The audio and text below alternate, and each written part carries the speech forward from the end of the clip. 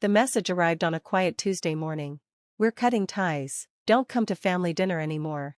That was the text Joanna Ellis received from her son. No phone call, no explanation, just a few cold words, and silence from the rest of the family group chat.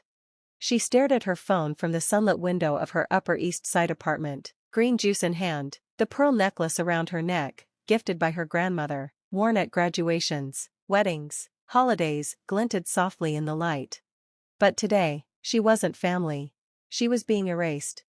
No confrontation, no argument, just deleted. Joanna Ellis was more than a mother. She was the architect of Ellis Company, a $300 million empire she built from a tiny fabric shop in Queens. 40 years of grit and sacrifice, and 5 years ago, she handed the reins to her son Brandon. Now, it seemed, he wanted her gone entirely. And Melissa, his wife, had become the new gatekeeper, the one holding the scissors. The text didn't come from a stranger. It came from the boy she once held in one arm while closing business deals with the other. And now, with one message, he'd shut her out. She scrolled through the group chat. Not a single defense. Melissa responded with a laughing emoji. Her nephew read it and said nothing. Her sister-in-law remained silent. 30 years of holidays and birthdays, discarded with a single swipe. But Joanna didn't cry. She took a screenshot. Because this moment? She'd been expecting it. For 3 years, she'd seen the signs. And she'd prepared. She walked calmly to the kitchen and opened a drawer no one had touched in years. Inside was a thick manila folder. It wasn't just paper, it was a blueprint. 3 years of evidence, missteps, lies. It began with a strange invoice. Then a donation that never reached its target. Lavish expenses disguised as development costs. Small things. Until they weren't. She'd hired a private investigator, discreet, brilliant, bound by NDA. Every month, they compiled more emails, more transfers, more proof. Now, she was ready. Joanna picked up her landline, the one connected to just one person. 2 rings. Ella Laner Beard, came the answer, cool, clipped, dangerous. "It's Joanna," she said softly, "it's time." A pause, then a knowing laugh. "I was starting to wonder when you'd call." "Well," Joanna replied, drawing open the curtains, "wonder no more. How soon can you get here?" "For you, 1 hour." Joanna smiled at her reflection in the mirror. She didn't see a mother. She saw a founder, a strategist, a survivor. Brandon wanted to sever ties? Fine. She would hand him the scissors, and show him what a clean cut really looked like. Her phone rang again, Brandon's office line. Then again, and again. She ignored it. Instead, she opened the group chat one last time and typed, "Message received, enjoy your last family dinner." Then she left the chat. Some exits are quiet. Others are explosions. And Joanna Ellis? She was done being quiet. At exactly the hour mark, the elevator opened. Ella Laner Beard stepped out like a storm in heels, flawless suit, sharp gaze, and an air of finality. "Joanna," she said, air-kissing both cheeks, "you look radiant. Revenge suits you." "I haven't even begun," Joanna replied. The living room had been transformed into a war room. Contracts, records, diagrams, timelines. Joanna poured champagne. "To what are we drinking?" Ella Laner asked, raising her glass. Joanna's eyes didn't waver. "To Brandon's education. He's about to learn who built the empire he's been stealing from." Ella Laner leaned in. "Show me." Joanna opened the folder. Pages of records, forged contracts, luxury purchases disguised as business needs, photos, statements, bank activity, offshore. A $28,000 watch labeled as a morale expense, designer bags under office supplies, a string of foundation donations that never made it to the foundation. Ella Laner's brows lifted. This isn't just unethical, it's criminal, embezzlement, fraud, tax evasion. She held up a contract. "And this will bury him." Joanna nodded. "4 years, I let love outweigh truth, but not anymore. Not when my employees suffer. Not when cancer patients don't get the help we promised. Not when they steal from what I built." Ella Laner tapped the contract. "What's the move?" "I sell you my shares," Joanna said, "all 49.8%, with full rights to audit and expel anyone involved." Ella Laner didn't flinch. "And then?" Joanna's voice turned to steel. We show them that erasing me was the biggest mistake they ever made. Ella Lehner grinned. This is going to be delicious. By morning, the fuse had been lit. Ella Lehner, now proxy holder of Joanna's 49.8% stake, sent a formal demand to the board for 5 years of financial records. An audit team was dispatched before Brandon had finished his espresso. 10:12 a.m., call from Brandon, ignored. 10:14, text, what did you mean by last family dinner? 10:18, Mom, answer your phone, this isn't funny. 10:23, Melissa's having a panic attack, are you happy? Joanna sipped her coffee. Screenshotted each message. Saved them in a folder labeled, emotional leverage. Her doorman called. Miss Ellis, your guest has arrived. Send her up, she said, and Marcus, no interruptions. Ella Lehner swept into the room like a CEO mid-takeover. She opened her laptop without a word. Your son's unraveling, she said, legal just called, he tried to block the audit. Too bad he forgot who holds the votes now. Joanna's smile was calm. He thinks silence is surrender. Ella Lehner tilted her head. And Melissa? She just emailed the board of the Cancer Foundation claiming she didn't know the expenses were fraudulent. Joanna leaned back in her chair. Let's make sure the world knows what she knew, and when. Let me guess, Joanna said dryly. She claimed that $50,000 handbag was a necessary business expense. Ella Lehner smirked. Essential for donor relations, according to her. They both laughed. By early afternoon, the forensic team had already uncovered 2 forged vendor agreements and over $3.2 million in suspicious spending. Joanna remained silent. No calls returned, no texts acknowledged. She didn't need to argue, she only needed the facts to keep surfacing. By 6 p.m., Brandon had called 17 times and sent more than 30 texts. Joanna poured herself a glass of champagne, opened her laptop, and typed a single line into her private journal. He told the world I was irrelevant. Today, he can't breathe without me. Then she shut the laptop. Tomorrow, the boardroom wouldn't be a meeting, it would be a battlefield. The next morning, the conference room felt colder than usual, less from the air and more from the tension. Joanna arrived 5 minutes early, dressed in a tailored navy Chanel suit, her pearl necklace resting just above the collar, a quiet but pointed reminder of her presence at every family milestone. Today, it was armor. Ella Lehner was already at the far end of the table, flanked by her legal and financial teams. Around them, board members trickled in, some wary, others clearly intrigued. At 9 a.m., sharp, Brandon burst in, disheveled and flushed. Melissa followed close behind, clutching her designer bag like it might shield her. This audit is harassment, Brandon snapped, voice too loud for the room. It's a personal vendetta. Unbothered, Ella Lehner met his glare. Mr. Ellis, I now hold 51% of Ellis Company. This is protocol, not personal. Brandon blinked, confused. That's not possible. My mother only had 49.8%. Joanna cut in, her voice calm and clear, now held by someone who actually reads contracts. Brandon looked around, searching for support. He found none. Ella Lehner began distributing thick packets of documentation. These are financial records from the past 3 years, all connected to you or your wife.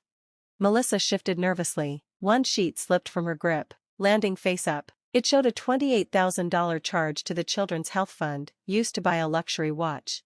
Brandon jumped in. That was a gift, for a client. Charged to a charity account? Ella Lehner lifted a brow. Inventive. Joanna stood.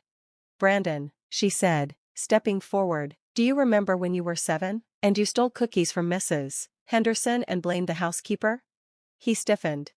I made you walk to her house, apologize, pay for every cookie. That was the first time I taught you what consequences look like. Apparently, you didn't learn. She stopped in front of him. Today, you will. Ella Lehner stood beside her and read from a notepad. By authority of the majority shareholder, Brandon Ellis, you are hereby removed from all leadership positions within Ellis Company. Effective immediately, security will escort you out. Brandon opened his mouth, but no words came. Melissa whispered something, but he shook his head. She looked away. Joanna turned to the board. This company was built on trust and purpose. Somewhere along the way, we lost both. Today, we begin again. As security ushered Brandon and Melissa from the room, Joanna didn't gloat. She simply returned to her seat and waited for the next agenda item. This wasn't revenge.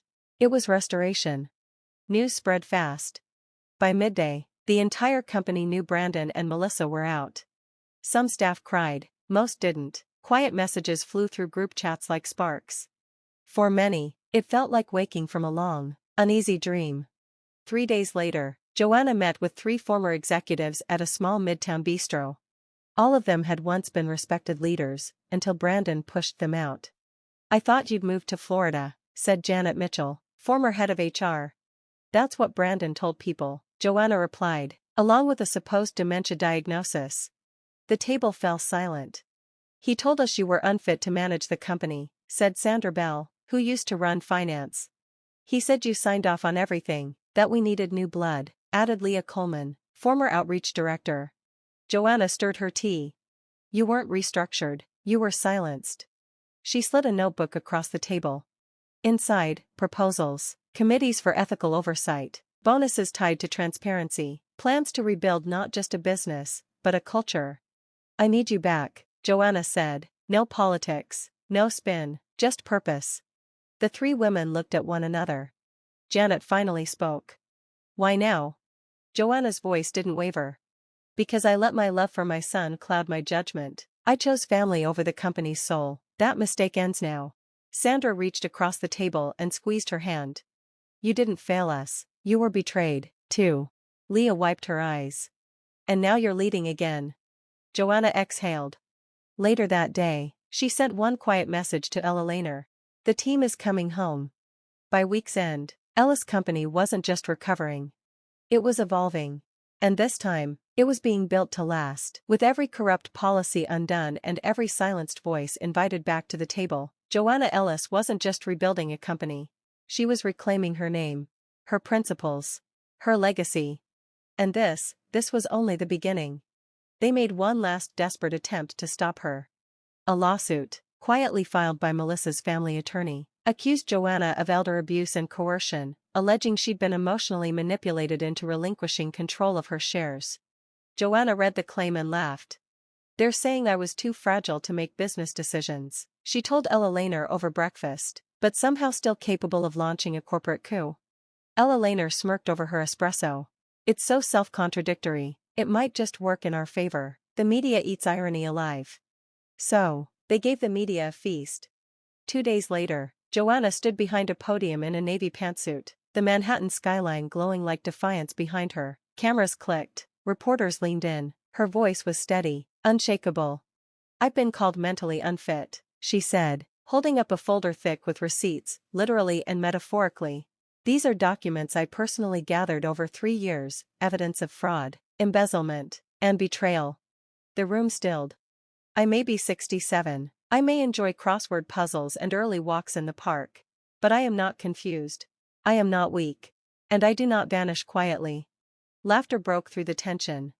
A Wall Street Journal reporter raised her hand. "Mrs. Ellis, what do you want people to take away from all this?" Joanna turned directly to the lens. "That family doesn't entitle you to immunity. That love should never require silence. And that dismissing someone based on age or gender is a mistake you only get to make once."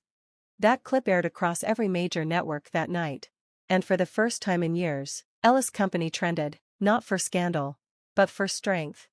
The lawsuit dropped the next day. 2 weeks later, federal prosecutors filed charges against Brandon and Melissa.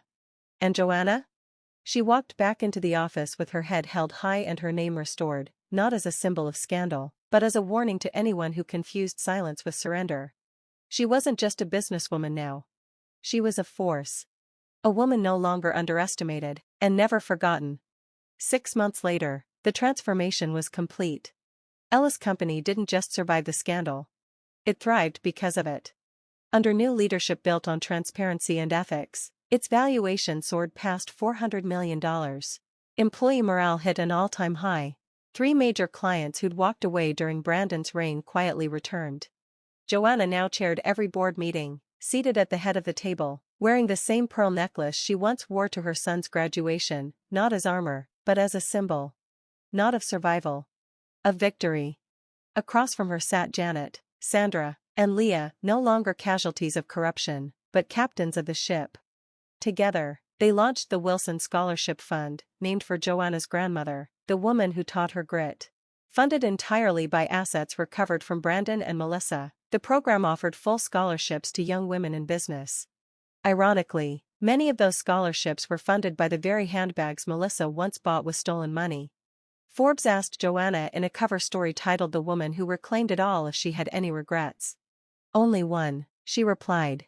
"That I waited as long as I did. Every day I stayed quiet, someone else paid the price." On weekends, she found her rhythm again, quiet mornings with her grandson, Logan, who arrived every Saturday at 10 sharp, croissants and coffee in hand.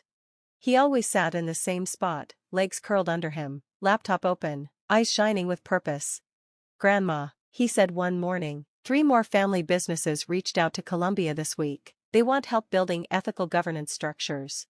Joanna raised an eyebrow. "You're telling me corporate ethics is trending?" Logan grinned. "No, you are. You're basically a case study on turning betrayal into legacy." She laughed and set aside the stack of thank you letters from the Wilson scholars. It was true. The Wilson Foundation had become a magnet for dreamers with discipline, young entrepreneurs building fair pay fashion lines, sustainable startups, ethical tech. The future she once only dreamed of? She was mentoring it. That afternoon, Ella Lehner sent her a text. They approved the documentary. Title: Joanna Ellis, the woman who wouldn't disappear. Joanna read it twice, then smiled. Brandon had tried to erase her. Instead, he'd made her unforgettable. Later, Ella Lehner called. "Brandon's asking for a meeting," she said. Joanna was silent for a beat, staring out at the golden skyline. "To apologize," Ella Lehner added, "to make amends, supposedly." Joanna replied without hesitation. "Tell him he's welcome to apply for a job at the foundation, like everyone else. If he's changed, we'll see it. If not, well, then he'll stay exactly what he chose to become." "And what's that?" Ella Lehner asked. Joanna didn't flinch. "An irrelevant chapter in a much better story." That evening, Joanna sipped wine and reread the letters from students whose lives were changed by scholarships funded through restitution. She felt something rare. Not just peace, but purpose. The kind of peace that doesn't come from revenge, but from knowing you didn't just win, you rebuilt. Now, Saturday mornings were her favorite ritual. Coffee, family, ideas. "Grandma," Logan said, unzipping his backpack, "Professor Hines wants to teach your case in our business ethics seminar." Joanna smiled. "Tell him yes. The next generation should know, silence isn't strength. Kindness isn't weakness. And betrayal isn't the end." As the sun set, she opened her laptop one final time. She scrolled to a folder labeled Legacy, updated a few notes, and closed it. Not from fear, but because the story no longer needed edits. To those listening, living through it, or holding your breath in silence, know this. You are not weak for being betrayed. You are not heartless for protecting your peace. And you are never alone for walking away. If this story speaks to you, share it. Comment, subscribe. Because sometimes, the best revenge is becoming unforgettable.